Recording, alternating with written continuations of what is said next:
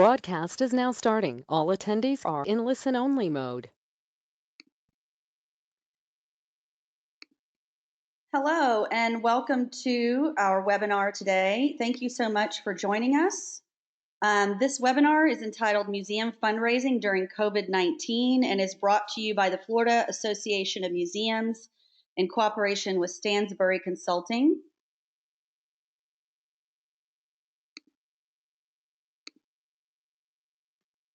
We want to thank our partners, Visit Florida, and the Florida Department of State Division of Cultural Affairs, as well as Stansbury Consulting.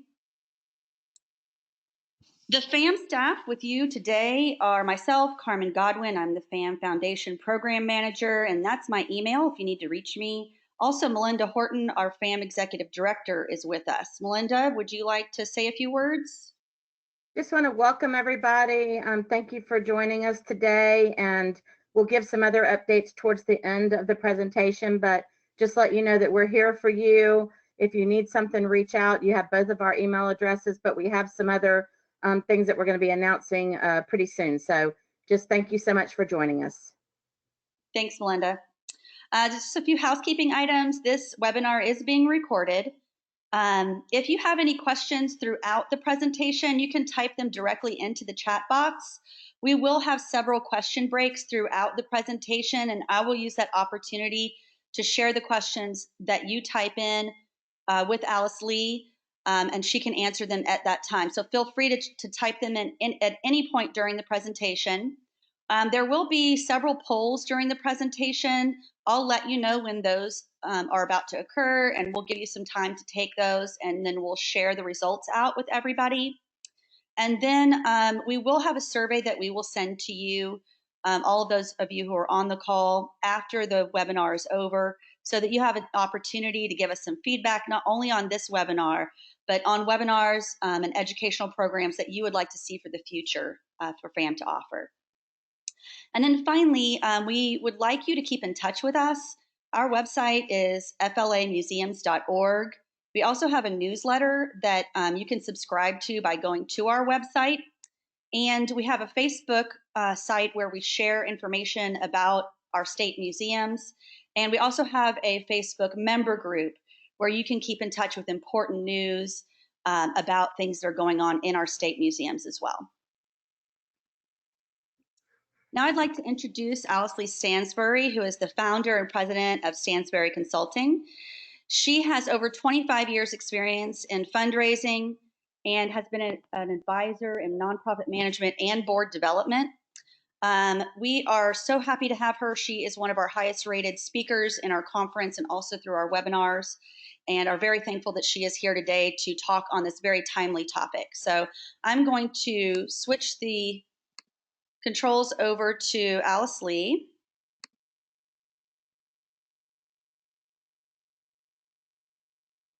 All right, there you go, Alice Lee. Can you? There we go. Working on it. Let's see. Okay. Can you see my screen? Are we good to go?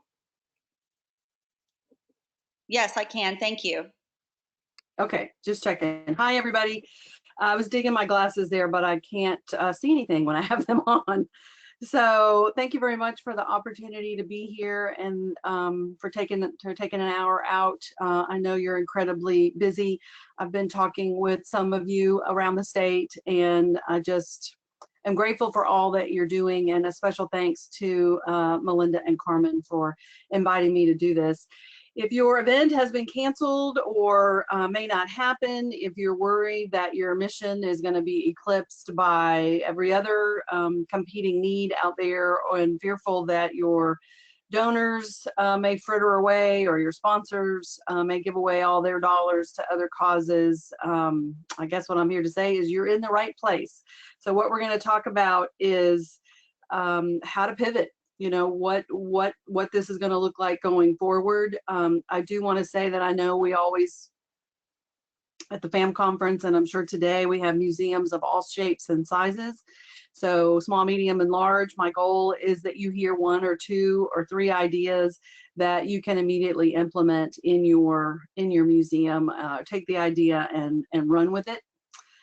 These are our learning objectives. Basically, we're going to talk about ways to pivot, ways to ask, and that you can ask right now, how to really reevaluate and reshape your fundraising strategies. And then we're going to talk a lot about, or wrap up talking about stewardship and how we take care of the donors that we have and keep our givers giving. So if you would, in the chat box, I'd love to hear what your favorite quarantine activity is or has been. Could it be the quarantini, perhaps? If you're binging something really fabulous, let's hear about that. If you're walking every day, I would love to hear what kind of responses we're getting, Carmen. Okay. What are people saying? Biking, all of the above. All the above. Gardening, playing with the dog. Good. More biking. More biking. Not wearing makeup. I believe that was discussed before the call started. Eating, running.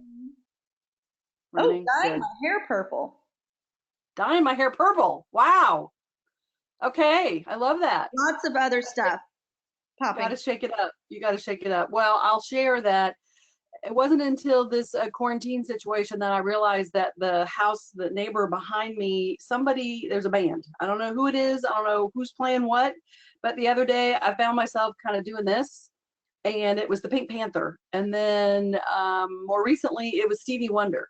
So kind of the drum beat. So if you kind of see me going like this, I found myself kind of unconsciously doing it. But anyway, that's what's going on in my neighborhood. All right, let's start with a little positive reinforcement. Thank you for sharing what you're doing right now. This is from Stephen Shattuck. He is the Chief Engagement Officer for Bloomerang. I follow him on Twitter. He put this out the other day, and it resonated with me, and I immediately thought about today and about your organization. So no matter, his point is, there's no such thing as a non-COVID essential charity. Every nonprofit is vital and important, and your mission matters. And even if you're not, a healthcare organization and you're not providing food from the food bank, any diminished service has an impact, and what you do is important, and you are worthy of support. So we'll talk more about this as we go along, but your mission hasn't stopped. And second of all, there's no value in comparing your mission to others. What you do is really important. It's also important that you don't go silent right now, and we'll talk more about that because your mission really matters. So let's do our first poll, Carmen, just to get a feel for where people are on some of this. Has your organization either postponed, canceled, or made no changes to a fundraising event in response to COVID-19? Okay, there's the poll right there. Take a few minutes few seconds to fill that out, please. Yeah. All right, I'll give We're all going to be experts on all of this when this is done. Yes.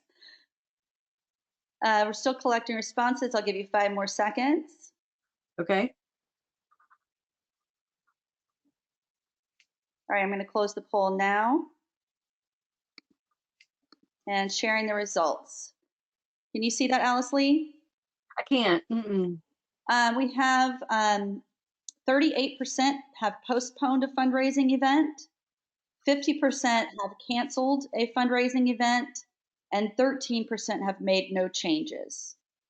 Did you say 50 have canceled? Correct. And 30 have postponed, correct. Okay. Thank you. That's helpful. I know a lot of you have spring events. There may be a couple of you that got your event in maybe earlier, February, or early, even that first week of March, got it in kind of under the wire. And obviously most of you are in the boat where you have canceled. So let's talk a little bit more about that. Thanks for everybody's responses. I appreciate it. So if you have canceled, let's start there. If the monies have already been received, I'm guessing at this point that you have already asked your donors and sponsors and whatnot if you can keep those gifts and apply them to your work and the things that you're doing now during the quarantine. In surveying a bunch of my clients, I only heard from one that said they had a sponsor who asked for, I think it was $1,500 back. And they actually sponsor this organization in a variety of ways over the year. And of course, they graciously gave it back. But what I'm hearing, I think across the boards, if the money had already been received, it was out of their checkbook, out of their account. For the most part, I'm not hearing that donors or sponsors are asking for those dollars back, which enables you to apply them to your work going forward. I would certainly ask that. If you have postponed, which 38% of you have, and are rescheduling, again, if you have already received gifts, people have already bought tickets, you've already received sponsorships, I would encourage you to ask that you could retain those dollars and that you'll apply them to the event when it gets rescheduled in the fall or whenever you're thinking of when you might be able to do it. Again, I've talked to a lot of nonprofits. I've been on a lot of calls. So far, I'm not hearing too much pushback on that. That again, if the dollars were kind of already out of their hands and into yours, that those organizations are happy or willing to let you keep those dollars and apply them to the future event. If you haven't made a change and you're kind of in a holding pattern to see what happens, we'll talk more about that. You may be thinking about repurposing a gift, repurposing an event, repurposing what you were going to do, applying those gifts in a new way, or possibly converting it into a virtual event. And I want to talk a little bit about that. On the applying gifts in a new way, I wanted to share an idea, an example, something that I heard. This was not for a museum, but I think the idea is there. That you all might be able to apply. This was actually for a symphony orchestra. They had to cancel their next big concert. Actually, they've canceled the whole rest of their season. And so what they decided to do was they pivoted and they went back to the title sponsor for the series and said, since we're not able to do the concert, we're going to go back into our archives and pull up past performances of the orchestra, and we're going to post them on our website online. We're going to send one like once a week. It's going to be available free, but we'd like to brand it as it being brought to you by, happened to be a bank, brought to you by the ABC Bank. So needless to say, the sponsor absolutely loved this. They've got their logo all over it. So every time somebody goes to actually download a concert, they see that logo. Every time the email goes out saying that this is available, they're calling it TSO at home. And I just think that was just a smart strategy. Not to mention, if you're interested in orchestra music, you too can listen to it, TSO, Tallahassee Symphony Orchestra at home, and enjoy it. It's been very uplifting. And I'm just thinking there's a nugget of an idea there that might work for you all. I know you've had programs, you've got videos, you've got some things maybe in your archives of some really cool stuff that you've done over the years, and that might be something else that you could do, museum at home. And pull those things out. It also gives you a reason to stay in touch and to send, a weekly, here's the latest edition kind of thing to your members and supporters. In this case, it's really been a win-win. Their donors and patrons and concert goers have loved it. The sponsor is thrilled, and it's also providing a lot of value in a difficult time. So pass that on to you to do with as you will. So let's now talk about virtual events, because I think now more than ever, we're gonna see more of this, and I think there's some tips out there. I've been listening to and actually following on Twitter for a long time, Fundraising Everywhere, Simon Scribner. So some of this content is from fundraisingeverywhere.com.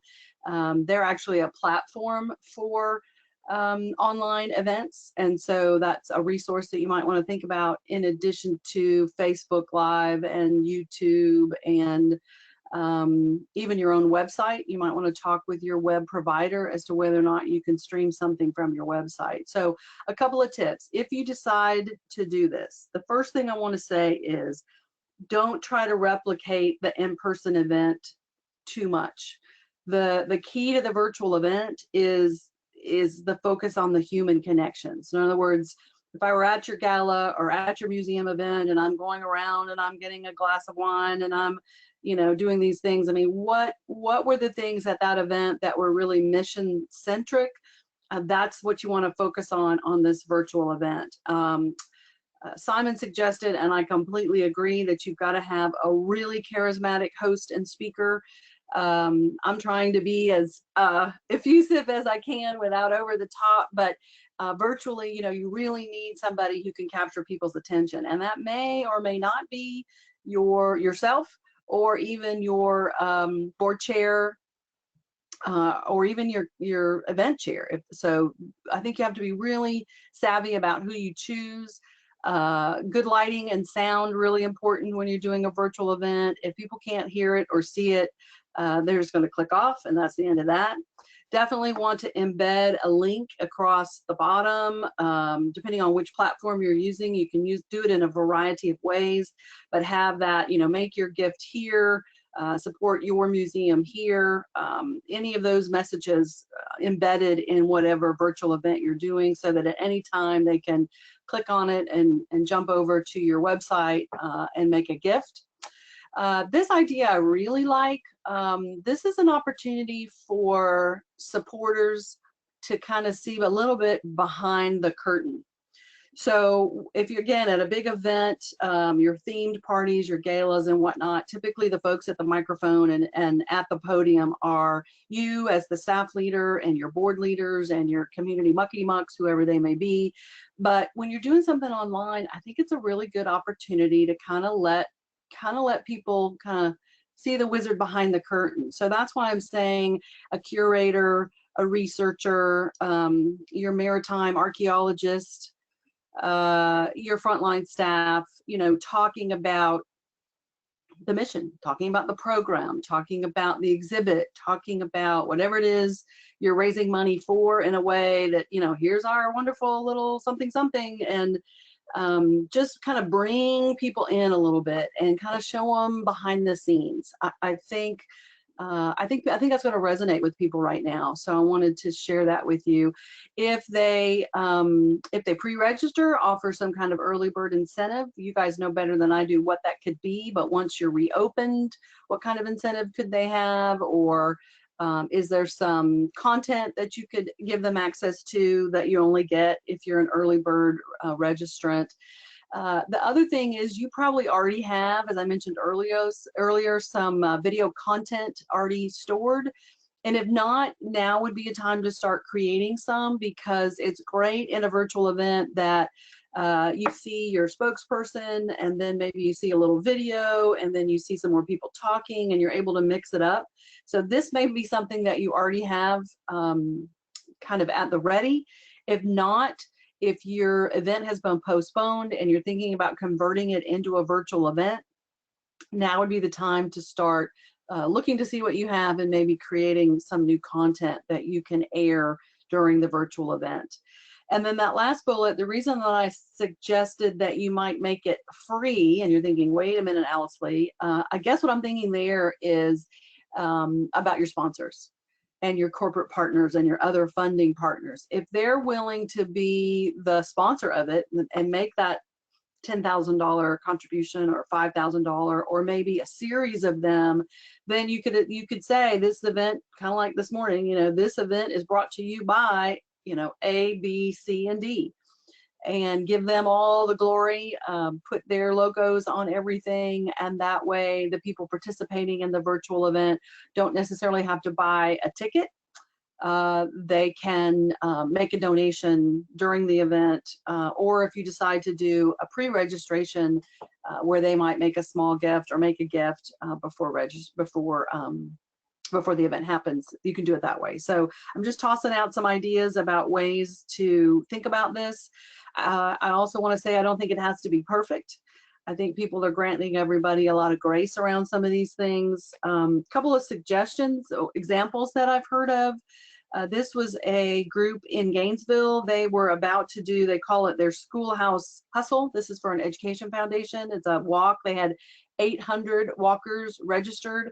They went ahead and did it, and they still called it the Schoolhouse Hustle. They had everybody walk in their neighborhood, walk in their driveway. I think they got at least half. I think they had well over 400 walkers, which, given everything that's going on, they considered that a win. And then they did like an online virtual wrap party where everybody came together and people were talking about, you know, the schools and the teachers and all that, and then sharing their photos of walking and whatnot. And they were able to salvage the event and just create some synergy around their organization. So I thought that was a great idea. Another example was a big gala. This was supposed to happen in Palm Beach. I think 500 people were coming. They had prepared already some tributes to different people they were going to honor, and went ahead and just shared those tributes online. They got some great media stories to bring some attention to what they were doing, and then they gave all the money to, in their community, to teacher relief. So I think a virtual event can work, and I encourage you to think about whether or not this could be an option for you for your events that have been postponed, or that you haven't made a decision one way or the other. So our next slide is a question box. I'm just going to pull that up. So I don't know if there are any questions, but I wanted to pause as we go through this. Carmen, are there any questions? Yes, I have one question, and I just want to remind everybody, feel free to type in the question or chat box throughout the presentation if you have questions. If you have any questions up to this point, please go ahead and type those in, and I'll make sure they get answered. Carmen, I'm having a hard time hearing you. Oh, okay. There you go. You're back. Okay, sorry about that. Here's the first question. With more exhibits and programs going virtual, how do you pivot your fundraising as people are less likely to physically be in your museum? Yeah. Yeah, they are. They're not gonna be there. I think you're gonna have to bring the museum to them and do it virtually. I know a lot of you are already doing some of this. You're already putting things up on your website for families and parents and children's activities. I know a lot of you are already doing that. This is the time to pull your curators and your staff together and just reimagine how you deliver the content. I mean, I will say I think this is a strength that the museum field has. You guys are already, you and your staff, you're already really creative people in the way that you conceptualize. We're going to talk about this topic, and then you do what you do, and it turns into this amazing exhibit with interactive things going on. And I think now is going to be the time to figure out how to bring your museum to them to the best of your ability. And I don't know, we were talking before the call started whether or not people will still be hesitant to visit public places once the restrictions have been lifted. I don't know if that's going to happen, or if they're going to flock to your museum because they've been cooped up in the house too long. I don't know. I guess that's a wait and see. But pulling your team together and reinventing how you deliver your expertise and knowledge, I think, is what you're going to have to do. Carmen, do you have another question? Yeah, I've got a couple more that just popped up. Okay. One is, do you have specific suggestions for types of fun virtual events for museums? I'm sorry, give me that question. A specific. Do you have suggestions for types of fun virtual events for museums? Fun virtual events. Well, I guess what I would say is I'd start with whatever you were already planning and see if there's a way to pivot and turn it into an online event. I do have one suggestion that I was going to share a little later, but I'll mention now. An organization that they do a big Caribbean party, tropical thing. And it was one that it was already scheduled, and so they had already bought all the stuff, all the tchotchkes, all the decorations, and all that kind of stuff. And so they actually put a packet together and mailed it to everybody that had bought a ticket. and kind of brought the party to them, and then offered something online as kind of a like almost like a cocktail party kind of format, and then asked people to make a gift like they would have done if they had been there bidding on the auction items or whatever. So again, thinking about how to bring the event to them, either in their mailbox or through their camera on their laptop. So I would start with the events that you maybe already have in the queue or were already planning to do. And then maybe think about exhibits, things that you've got on right now. Is there a way to pull out a party theme or something that's tied to a new exhibit or a recent exhibit, or maybe something you kind of had in the queue? That's my suggestion off the top of my head. Carmen, was there another one? Yeah, there's actually 3 that keep popping up. So you let me know if you want to Well, hold. let's take one more and then we'll keep going, and I'll try to answer. I'll stay on at the end and answer as many questions as I can. Let's do one more. Okay, I have somebody who's asked so they're in a development position. It's a new one. Okay. And so they're tasked now with meeting and forging relationships with donors while at home. Do you have any tips for that? Absolutely, I do, and we're going to get to that in a future couple of slides. So bear with me, and we will definitely get to that. Okay, thanks. Because I think that's a great question. All these have been really good questions. Okay, I'm going to keep moving, and then I'll try to come back to more questions as we go along. So when all of this was breaking, like think back forever ago to that second week in March when things started to change. One of the first things I actually thought about was this research from Penelope Burke, who's the author of Donor-Centered Fundraising and Donor-Centered Leadership. And this is actually research that she's done, that donors continue to support causes they care about even during a crisis. So the bottom line is, if they trust you, they will continue to support you.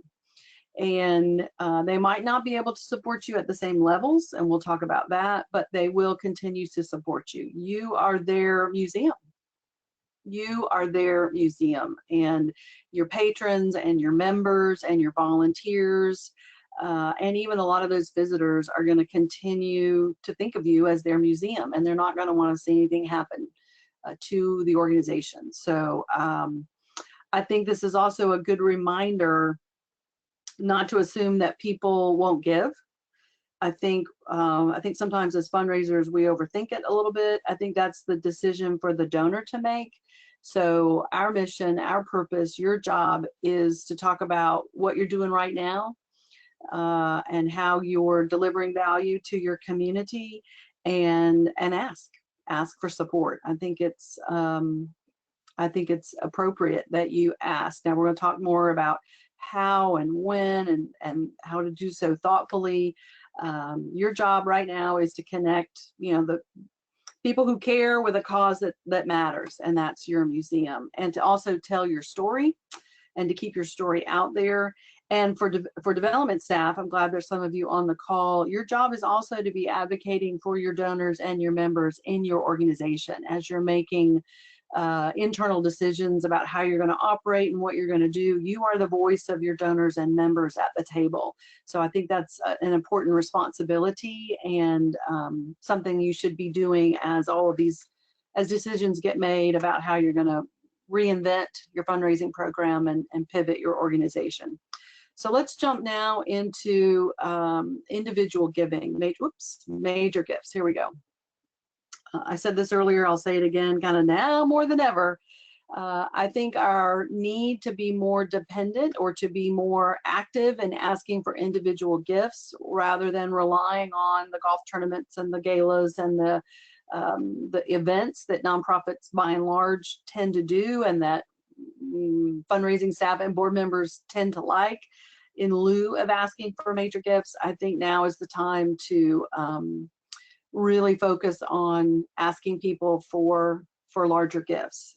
So let's talk a little bit about that. Obviously, this has to be done personally. It can't be done in the flesh, so to speak, but it certainly can be done one-on-one. I think these calls should be made by the CEO. I also think this is a great opportunity to involve your board chair. I've had a couple of EDs asking me, what should I be having my board members do right now? This is a good one. Now, some of this is about stewardship. We'll talk more about that at the end of the call, but also to reach out to those donors and funding partners. That could be a corporation, that could be a local foundation. I don't know who those are, but whoever they are, the ones you would put on your short list of key funders to your organization, communicating with them personally, making sure that you really understand their needs and their priorities and their interests. So if it's a company, you know, is there anything you can do for their employees? They've all got employees working from home right now. Is there any content, any information, anything in your vaults that you could develop and share and provide as a gift, as a benefit back to those corporate sponsors, thinking about their needs, their priorities, and how you can help them. If they were always the sponsor of your children's program, then that's probably where their interest is still going to be. So just lining up those asks and those conversations based on, even though I know you have a lot of needs, but based on the interests and priorities of who you're talking to, the individual donor, the patron, the leadership giver, and your funding partners.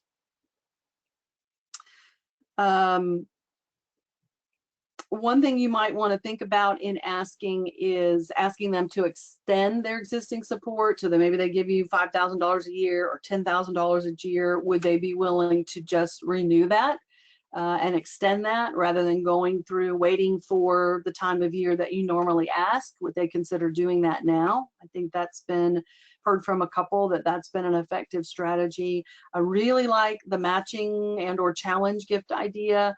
If you've got a donor or a couple of donors or a local corporation or somebody that might not be able to do a $25,000 commitment, but they could do 5,000, and you've got 3 or 4 or 5 that you could bundle together. I've had donors and funders and philanthropists that I've interviewed over the years tell me over and over again, they all like to be one banana in the bunch.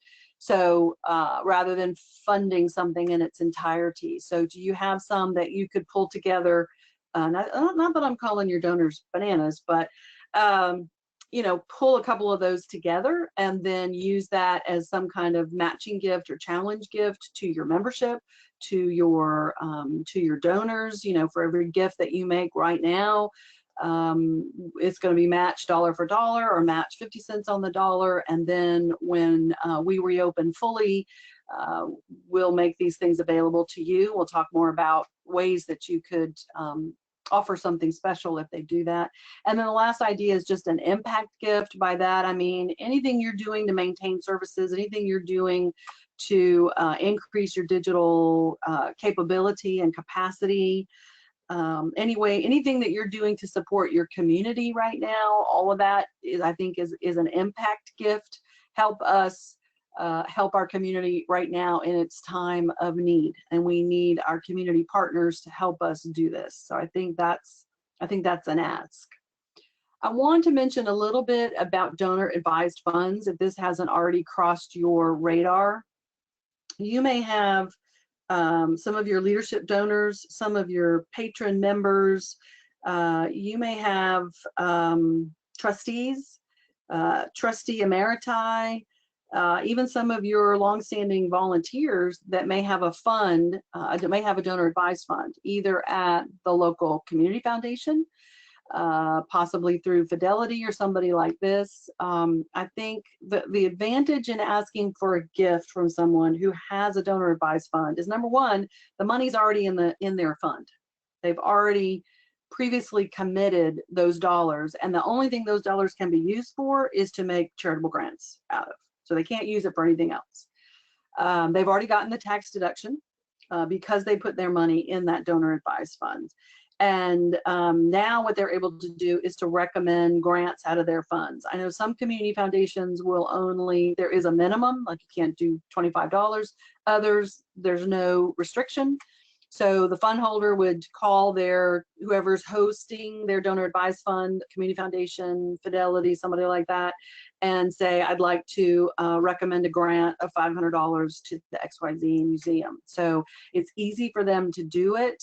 The money's already set aside. So I just wanted to share that with you. You might also want to go into your database and see, do you have any records? Do you have any members, donors, any gifts that you received over the last 2 or 3 years, perhaps, that were affiliated with a donor advised fund? So hopefully you kept some of those records. You may have 1 or 2. I think this is a really smart way to approach asking, particularly a philanthropist or major donor in your community, rather than having to dip into their current assets. Ask if they, or suggest that they could potentially recommend your organization for a grant from their donor advised fund. This was a conversation I was listening to with Melissa Brown. I put it there on YouTube. There was a lot of other good stuff in that conversation, so I will encourage you to take a listen. This was the one I wanted to share with you today. Another thought, and that's about prospect research, meaning, okay, if you've never done any prospect research about who to ask and who has money and why would we ask them, this came from Helen Brown. I have her contact info on the next slide. And the point that she was making is, who's doing really well right now? As many places as we know are closing and struggling, who's doing well right now? And this was her list. There may be companies on here that are operating in your community. They may be focused on other things, but they might entertain a request from you. You may have board members or even volunteers or some of your retired volunteers, emeritus board members who work for some of these companies or are retired from some of these companies and may be able to help you put together a proposal. I just think there's an opportunity for some brainstorming here. Here's the second slide with a few more suggestions on it. The private jet company, since a lot of people are not flying commercial right now, but there are still people still flying. Those of you in communities where you've got large private jet companies, this might be an option. So I like that the last one on the list was the alcohol beverage companies.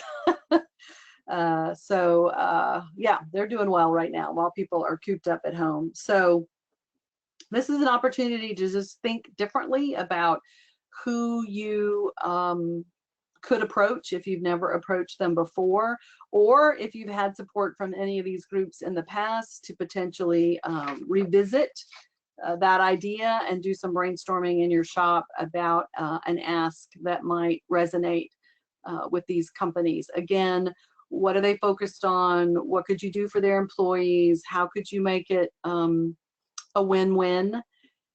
Perhaps, tickets to attend, to visit your museum once you're fully open. I think you all are in a good position to offer some of those very tangible benefits. So let me pause there and take questions. Any questions, Carmen? Yes, we have some. I'm just going to start from the top. One was suggestions for supplemental income related to the loss of rentals. Suggestions for supplement, yeah. I know rentals are a big part of revenue for many of you. I don't know that I have a great suggestion for that. Again, I think if you can put together some of these asks that are a way to cover some of those losses, either from, again, some of your major donors, some of your patrons, some of your corporate sponsors, that would help you fill in the gap a little bit from the rentals that you've lost, at least in the short term. Otherwise, I don't know that I have a great off the cuff suggestion. Okay. The next one is related to memberships. What are others doing to honor memberships? Because it's an income resource, I guess they're asking, how do you not get people to request their memberships be extended because they need the money? Their membership be refunded because they need the money? I think what they're asking is, if people want their memberships extended, yeah, for 6 months or something. Well, I think you're going to have to figure out a way to honor that as best you can. you know, I know some of you have essentially paused their membership. So if my membership renews in June, and basically since mid-March, your museum has been closed. So that's 3 months of membership that I'm not going to be able to take advantage of. I don't know, depending on, maybe longer, depending on when everybody's able to reopen, that you would extend their membership for that time. I've heard from others that they've been pleasantly surprised that people have continued to pay their membership essentially as a gift to the organization. You may also want to think about a membership appeal where you ask people to renew early. Actually, I'm getting ahead of myself on a slide, but ask people to renew early. And then again, offer some special benefit or incentive or gift or ways to thank them for that. Again, once you're fully open. Okay, great. The next question is, are people getting tired of the ask? You know, I guess I'm asking, is it okay to add a donate button, you know, to their virtual stuff that they're doing? Is it too much? Yeah, no, I think that's a great question. And my answer is yes. Your mission is important. I think you put the donate button on it and let the donor decide. I saw something yesterday or the day before, it was a tweet, and it was talking about, you know, how as fundraisers and nonprofit leaders, the words unprecedented, time of crisis, urgent need, we don't know what the future holds, kind of those phrases that we're all hearing every single day over and over and over again. Your donors may not be hearing that every day. And so I think our jobs is to put your mission forward, to talk about the value of your organization to your community, for the years that you've been there, for what you're doing right now, and for what you will do in the future, and to give people an opportunity to give and let them make that decision. But you certainly acknowledge the crisis, but you your mission is still important, and you still are an important part of the community. And for all those reasons, I think you have every right to ask, to do it thoughtfully, but to ask and then give donors that opportunity to respond. Carmen, I'm going to keep rolling. I just looked at our clock. I see we're moving quickly, so I'm going to keep rolling. Thanks. Okay. So we've touched on some of this on online, about online giving. I just mentioned the join and the renew and the extend. I want to mention, if you're not doing, and this might address the rentals, I'm not sure, but if you could really roll this out. If you're not already doing any kind of monthly giving program, sustainer program, you know, where they send you $10 a month every month and then it renews automatically, rather than trying to send you $120 right now. Now more than ever, if you don't have some kind of sustainer giving program, now's a great time to put one together and get it out there. Yes, you'd love for them to make a one-time gift, but what you probably need more than anything else is revenue, reliable, predictable revenue coming in each and every month. So I would put something together and get that ask out there. We'll talk more about that when we get to the direct mail slide. But putting together a monthly giving program, I think, is a really good option. And it's better for the donor. They can send you a little bit right now, but they send it a little bit along, and good for you. And that revenue is coming in every month. And I've already mentioned joining, renewing, and renewing early. I want to mention tribute gifts. Had some organizations and clients that have had some success with this, that you can make a gift to the museum in honor of your favorite teacher, in honor of your neighbor, in honor of your volunteers. If people can do it in honor of their friends or whatnot, and then you send a really lovely card that says, a gift to the museum to accomplish this and this has been made by, in your honor. I think it's kind of clever, and I think you could potentially get a corporate sponsor or somebody to match it. So if I make a gift in honor of somebody for $25, it's going to be matched by $25 by XYZ organization. So that may be another idea to think about, or take that idea and tinker with it and see if you can come up with something that really would resonate for your organization. And then in each of those situations, if you're asking, if you're asking them to renew early or extend, or maybe become a sustainer, is there something you can offer them once your museum has reopened, or even something right now that you could put online that you only get access to if they've made a gift or if they've become a sustainer? So something to think about. So let's talk a little bit about direct mail and email. I think right now, if you are planning to make an ask, it's important, and I think this is true at any time, that you would use both, because you're reaching different audiences. There's a whole lot of research about generational differences, and some folks really like that direct mail, and some people would prefer the email. So I think you need to be doing both.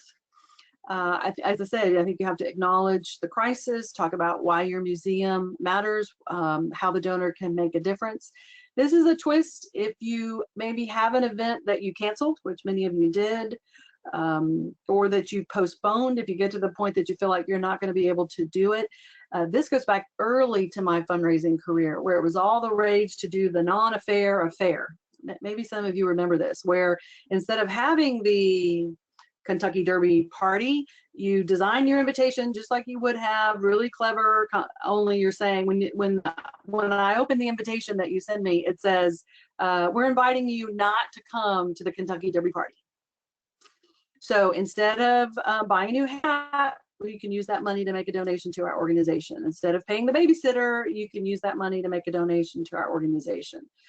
Going back to the Caribbean example, they actually did that, and like I said, sent a request for the gift and then included the little party favors in it. So they got a little Caribbean party when they opened up their invitation. So that may be a way for you to save your event.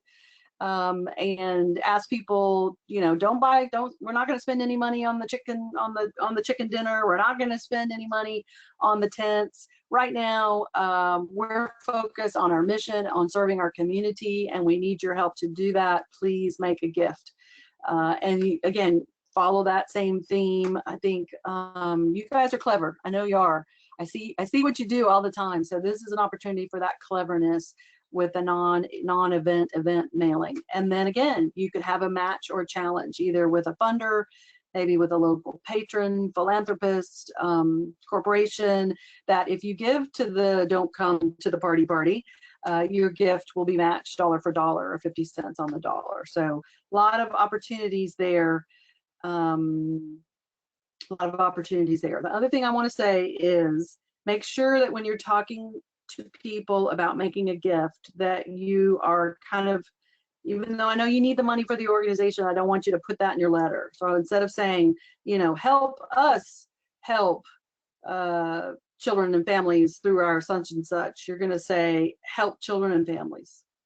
So keep the focus on you are the middleman, you are the conduit between the donor and who you serve. And that's where your focus is in the ask, as best you can. I wanted to share this next slide. If you don't follow the Whiny Donor, this is Whiny. If you don't follow the Whiny Donor on Twitter, you really should. This is something she posted, I think, in the last day or two, where she'd gotten an appeal. You can see what she says. This is not like any other, the letter actually said, this is not like any other appeal letter. There's no story of a person or a family in need described here.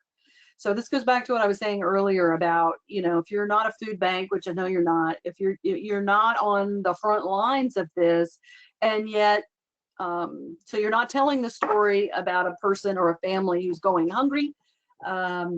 Here's Whiny Donor telling you, you know what? I know what's important right now. I don't necessarily have to have that emotional little vignette to know that this is an emergency and it requires a response, and she made a gift. So I just thought that was encouraging. And it might be another reason to think about getting your mission out there and making that ask. So One other thought on that too is to tell your donors how your facilities are being used right now, how your staff, if you're doing things, like I said, putting together homeschooling materials and just anything you're doing right now to be of value to your community, that's going to make people who support your museum already feel even better about you and encourage them to make a gift. So let's go to the next poll. Carmen, do you know your lapsed donor or lapsed member rate? So if you know both, great. If you know one or the other, great. This is just a yes, no. Do you know your lapsed donor or lapsed member rate? Yeah, so select one of those two. Alice Lee, we are at the 10-minute mark, so I just wanted to let you know that. Great, thank you. I need to speed it up. We have 60% of you who have voted in on this one. If you can go ahead and say yes or no for this question, I'll give you 5 more seconds and then I'm going to close the poll. Okay. All right, I'm closing the poll now. Okay. And here are the results. Okay. Yes, 39%, and no, 59%. Okay. Okay, thank you for that. Kudos on the 39%. This is the time to work on that, I think. If you've got staff that are not able to be doing what they normally are doing, I think the opportunity to strengthen your fundraising capacity right now. Let me back up and say that the average, this is from the Association of Fundraising Professionals, the average donor, this is not member, but the average donor retention rate is 45.5%. So that gives you a benchmark to see, you know, are we doing better than the average or less? If that percentage is a lot lower for first-time gifts, first-time donors. And so now is an opportunity. So I want you to look back and say, well, if they made a gift in 2018 and didn't give in 2019, or if they were a member in 2018 but then didn't renew in 2019, now is a good time to put a plan in place to potentially reach out to those folks, remind them why they gave to your museum in the first place or why they became a member, and reach out to them. So this is all part of what I was thinking of in terms of your fundraising capacity. This is a time to determine what your lapsed donor rate and lapsed member rate are, and then think about how you could reach out to them, either via email, via direct mail. Maybe that mailing that we talked about is a membership renewal or a membership ask. This is also a good time to clean up the database. You know, if Alice Lee Stansbury's in there 2 or 3 times, spelled different ways, those kinds of things, so that when you are really ready to hit the ground running, you've got your files, you've got your database in order. You could also be doing some research if you've never done mobile giving, if you've never done a lot of you've never done the non-affair. There's a lot of resources online for that that you could explore right now. Shifting gears, but also still under the umbrella of fundraising capacity for the EDs that are on the call. I'm starting to see this a little bit, not too much, but I am hearing about development staff, fundraising, and some marketing folks that are being let go. I certainly am not privy to the finances of your organization, but I just wanted to put forth a couple of reasons why firing the fundraising staff or furloughing the fundraising staff right now is not something I would recommend. First, from Penelope Burke, this is that $127,000. That's the average loss to the organization when a development director leaves an organization. That actually goes back a few years, so I imagine that number is much higher.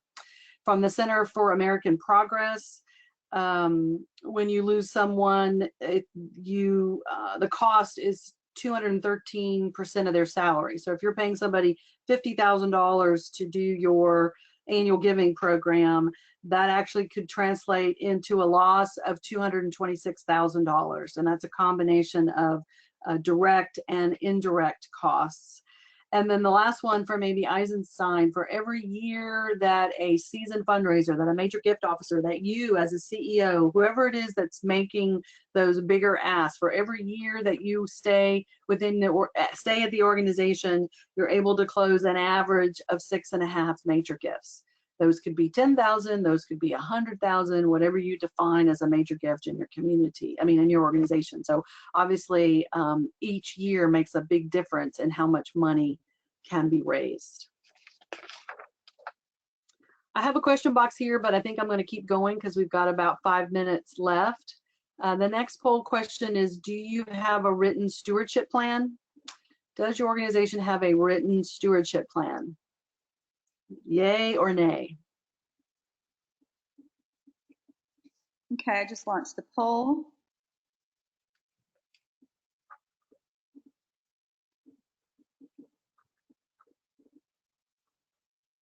Okay, about 60% of you have responded. I'll give you 5 more seconds, and then I'm going to close the poll.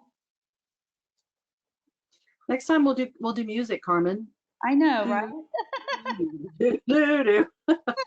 Jeopardy music. Yes, Jeopardy music or something. I don't know. Okay. I'm closing the poll now. And the results are yes, 31%, and no, 69%. Okay. Okay, again, kudos to the 31%.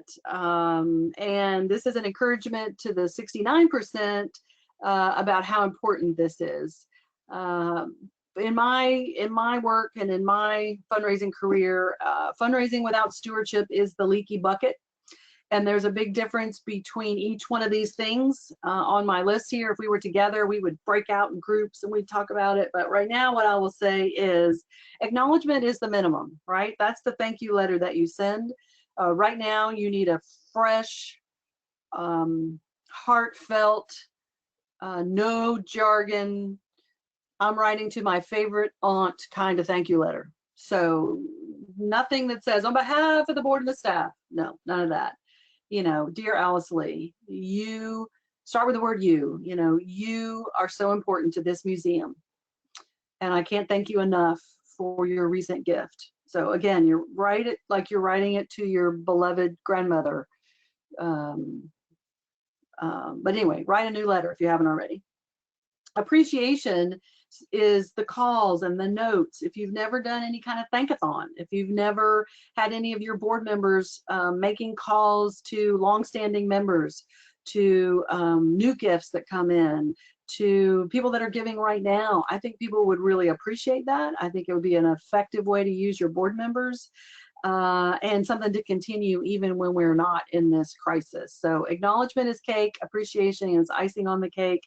Recognition, you know, a lot of that is public, but there's also a lot of ways to privately recognize people, calling them and asking them their thoughts, just calling and remembering them, to check on them, to see how they're doing.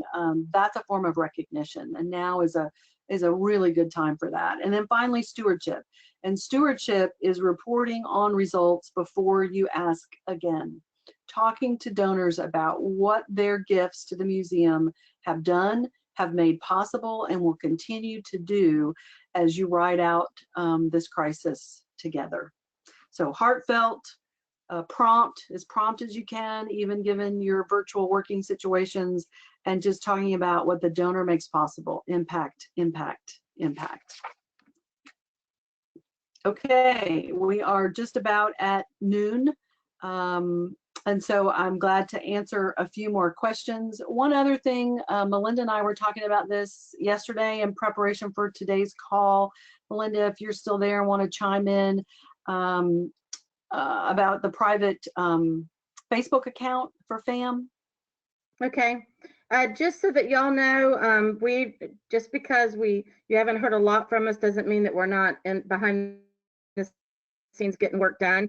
We've been working on, we switched all of our social media, Twitter, Facebook, Instagram, to highlight what museums are doing. Museum from Home is the hashtag we're using. I know many of you have received emails from us to send in your information. So we're really putting virtual tours, any type of online programming, Facebook Lives, anything like that, we're putting on our main social media channels, because we want to promote what people are doing and how we're taking on this crisis. In addition, we have created a private Facebook group that we will then use to provide you with information such as the drawdown from the NEA, the money that's going to be distributed from the NEH, which is coming to the Florida Humanities Council, the money that IMLS has been awarded to put out. So we'll start sharing information out there. I know that you've gotten an email or two from Caroline to sign up for that Facebook group. And we'll send another one later today just so that you have another opportunity. But that's the way we're going to feed information to you that has to do with day to day. The other channels we're going to use to promote what museums are doing. We're also going to start some networking or happy hours. We'll probably do it in smaller groups so that we don't lose our minds. It's just a way for us to connect. It's not like mandatory and you're not going to be in trouble if you don't do it, but we just want to be able to give that avenue to discuss things. And I love some of these ideas that came up today. I've been writing them down. You know, maybe there's a way that we talk about all the virtual offerings in a concise manner so that it gives other people ideas, because it's hard to go look at everybody's websites and social media to see what they're doing. Maybe we could do almost like a virtual bring and brag like we do for the conference. So just know that we're coming up with ideas. We're happy to hear any ideas you've got. Just shoot me an email and we'll see what we can do. And we're going to make it through all this. You know, I love, thanks, Melinda. I love that bring and brag, because that's one of the things I've seen at the conference that I've bragged on to other conferences that I think you all do exceptionally well. And if you could do that, you know, virtually through your closed Facebook group, that would be great. I will stay on and take a few more questions. I know we're at noon. I just wanted to be sensitive to your time. I think small things right now are what are going to make a really big difference. And I'll leave you with: a fundraiser stood at the heavenly gate. His face was scarred and old. He stood before the man of fate for admission to the fold. What have you done, St. Peter said, to gain admission here? I've been a fundraiser, sir, for many, many a year. The pearly gate swung open wide and St. Peter rang the bell. He said, come on in and choose your harp. You've had your share of hell. I know these are really tough times. I admire what you're doing. If there's anything that I can do to help you, there's my contact info. I'll take follow-up questions if you want to email me. Anything I can do to help you, I am here to do. And like I said, I'll stay on a few more minutes if we have any extra questions. Yes, we do have some questions, and I'll just shoot them out to you until you're done. Is this a good time to reach out for planned giving? Good question. I've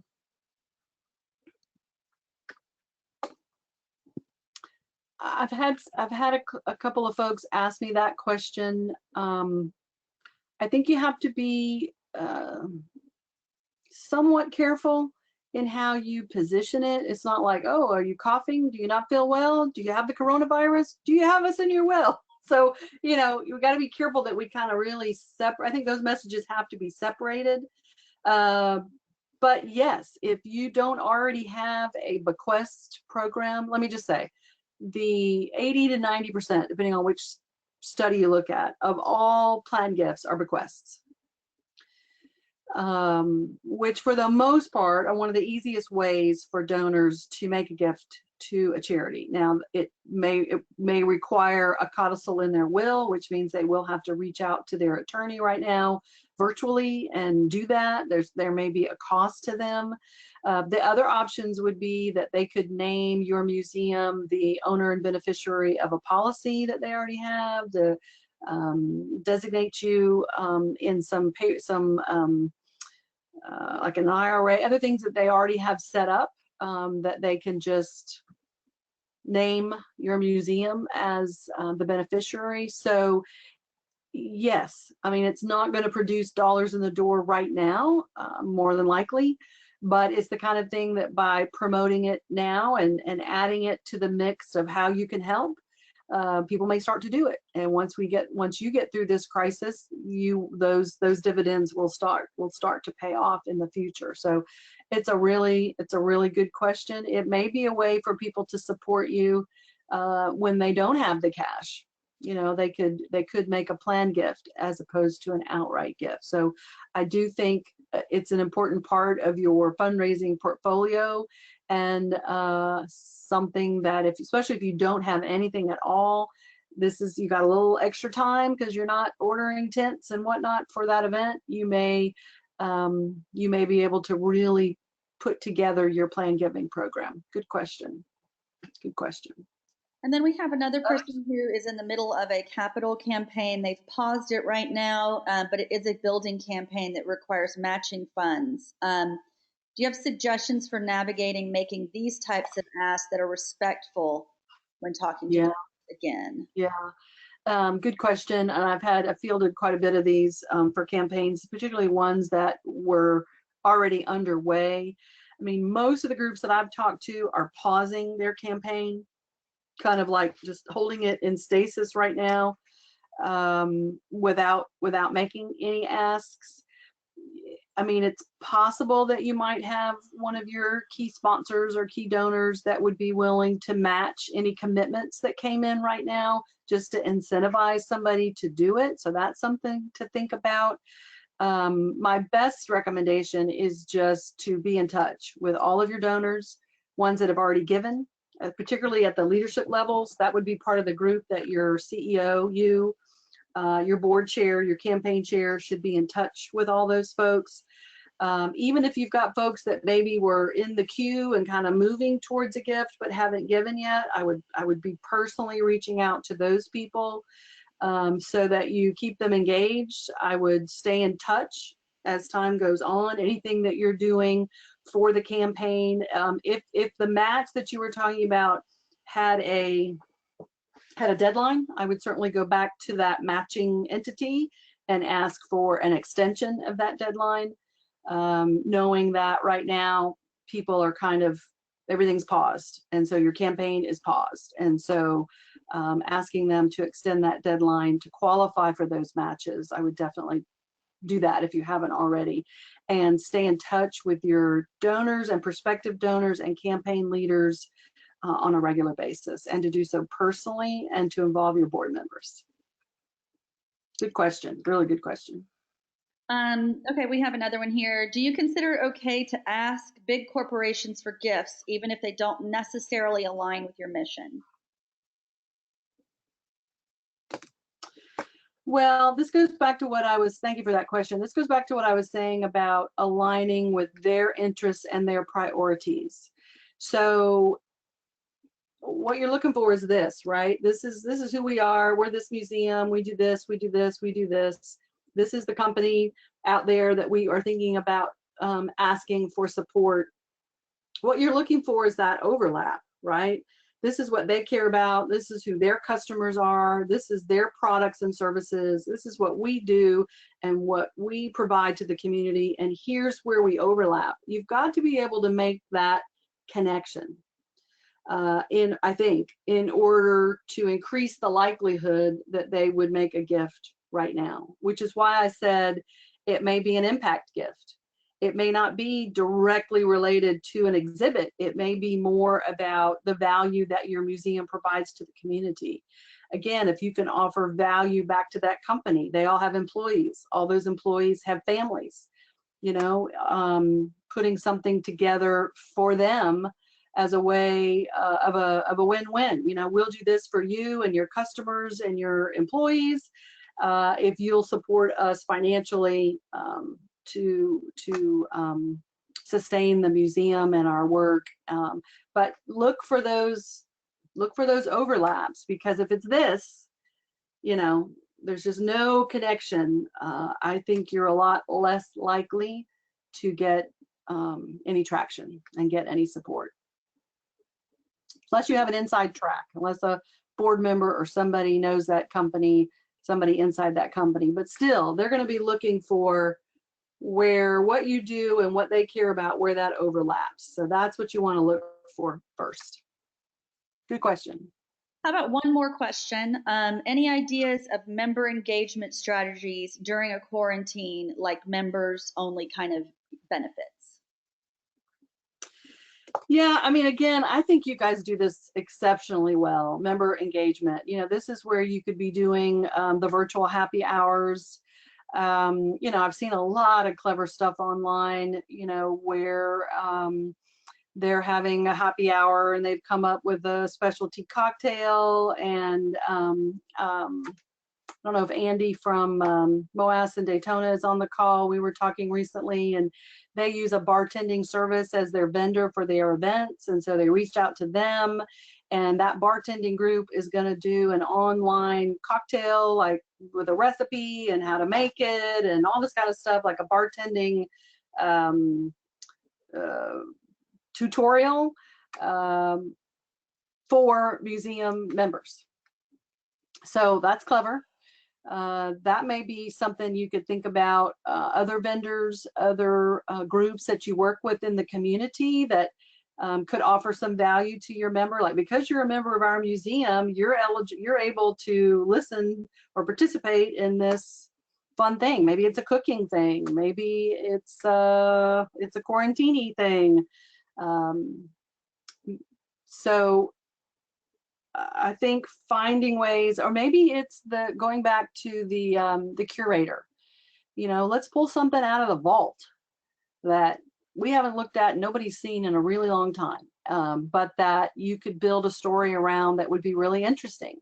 People are binging everything they can on Netflix. They may get a little tired of that. So, wow, look, our museum has a something. And they've had this something, and here's the curator or the scientist or the researcher or whatever talking about this something, and isn't that cool? And so now's the time to really pull, I think, your program staff together and say, what do we got? Because I know you got lots of great stuff and great stories. And if you can connect those stories to what we're doing what we're living through right now, maybe that's the connection, or maybe not. Maybe it's, let's just talk about something really cool, something tied to the history of our community, something tied to our topography, something to whatever your mission is. Here's something that's really interesting, an artist that you've featured. You've got a Cuban art exhibit, so let's cook some Cuban food and talk about some Cuban art. I don't know. Any of those things like that are clever, that are mission centered and bring value, then you offer it to your members as a thank you for their support. Yes, all that sounds like a lot of fun, actually. So it does. And I think, you're probably thinking, okay, Alice Lee, you just gave us 1,000 ideas, all of which are going to take 10,000 hours. So pick the ones that really make the most sense for your organization, that you have the capacity to do. I think these member engagement online things can be an hour. So, it's not like the huge exhibits that you guys are used to doing. What can we do in an hour that would be fun? We're going to make a little dish. We're going to talk about a piece of art or an exhibit or something that the dish ties to, and we're going to send it out and invite our members as a thank you for their loyalty and support. Oh, and by the way, you can say, keep sending your memberships, or renew your membership, or renew early as part of your message. I'm going to use my board as our guinea pigs. We're going to do a virtual happy hour with the board with some of these ideas, Alice Lee, and see how it works.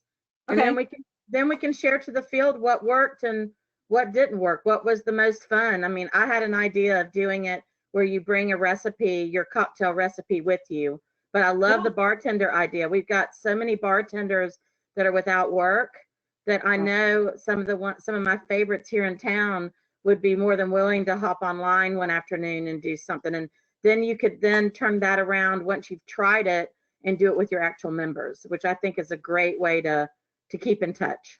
Yeah. And for the art museums, you've got a local artist that, they support you, they donate art to your auction, and maybe they'll do a 1 hour, people have got extra time on their hands. Maybe they'd love to do some art. Maybe they'd love to learn calligraphy. I don't know. I'm just making it up as I'm sitting here, but I know you guys are really creative and clever people, and so are your staff members. So this is a time to really brainstorm and think about who you have been partnering with, who have you worked with, who are your stakeholders, kind of who's in the family, within your family. restaurants, vendors. I mean, the restaurants would really love it right now, Yep. right? They're going to cook up a dish especially for the XYZ Museum members. And maybe you get a discount if you buy something from that restaurant, and you get to showcase them. And then you offer it as a 1 hour, you know, how to make paella or how to make something as a value to your members, and as a way to say thank you. So I think there's a lot of opportunity there. Sometimes I wish I were in the Matrix and I could just plug in Alice Lee's brain, you know, so I can get all that information in there. I appreciate you saying that. I'll put my glasses back on as we wrap up here, because I can't see very well when I have these on.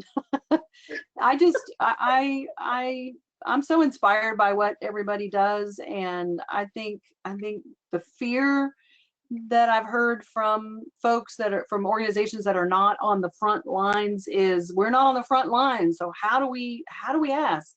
I think you ask. Your mission is vital. You are important members of your community, and you have been for years, in some cases decades. They love you, they value you, you are providing value to them. We're in it together. You know, support us now, and we'll be here for you when the crisis passes. I think those messages all will resonate.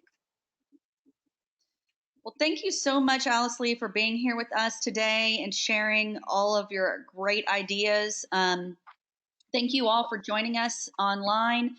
We will have this available on the GoToWebinar website, and we'll share it with those of you who attended today. Melinda, do you have any parting words for our group? I think that's it. I just want to thank everybody for taking time. I know that if you're like me, you're getting 1,000 emails every few minutes that are inviting you to another Zoom meeting or another online meeting. So I appreciate you taking the time to visit this one. We'll continue to have additional topics, and we'll try to keep them short and concise, but we'll also post them so that we can share them with our members. So thank you for being here. Thank you, Alice Lee. Have a great day. Thank you. My pleasure. Bye. Take care. Bye-bye.